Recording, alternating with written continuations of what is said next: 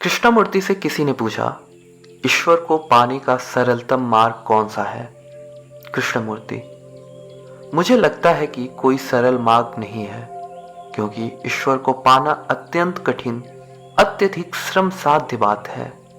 जिसे हम ईश्वर कहते हैं, क्या मन ही ने उसका निर्माण नहीं किया है?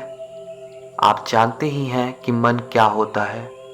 मन समय का परिणाम है और यह कुछ भी किसी भी भ्रांति को निर्मित कर सकता है। धारणाओं को बुनने की तथा रंगीनियों और कल्पनाओं में अपना प्रक्षेपण करने की शक्ति इसके पास है।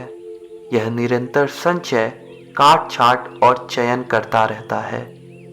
संकीर्ण, सीमित तथा पूर्वाग्रहों से ग्रसित होने के कारण यह अपनी सीमाओं के अनुसार ईश्वर की कल्पना कर सकता है, उसकी छवि बना सकता है। चूंकि कुछ खास शिक्षकों, पुरोहितों तथा तथाकथित उद्धारकर्ताओं ने यह कह दिया है कि ईश्वर है और उसका वर्णन भी कर दिया है, इसलिए उसी शब्दावली में मन ईश्वर की कल्पना तो कर सकता है, लेकिन वह कल्पना, वह छवि ईश्वर नहीं है। ईश्वर का अन्वेषण मन द्वारा नहीं किया जा सकता। ईश्वर को समझने के लिए पहले आपको अपने मन को समझना होगा, जो बहुत कठिन है। मन बहुत पेचीदा है और इसे समझना सरल नहीं है। बैठे बैठे किसी प्रकार के सपने में खो जाना, विविध दिव्य दर्शनों तथा भ्रांतियों में लीन हो जाना और यह सोचने लगना कि आप ईश्वर के बहुत करीब आ गए हैं, यह सब तो काफी सरल है। मन अपने साथ अतिशय छल कर सकता है, अतः जिसे ईश्वर कहा जा सकता है, उसका अनुभव करने के लिए आपको पूर्णतः शांत होना होगा। और क्या आपको यह मालूम नहीं है कि यह कितना अधिक कठिन है? क्या आपने ध्यान दिया है कि वयस्क लोग कभी भी शांत नहीं बैठ पाते हैं?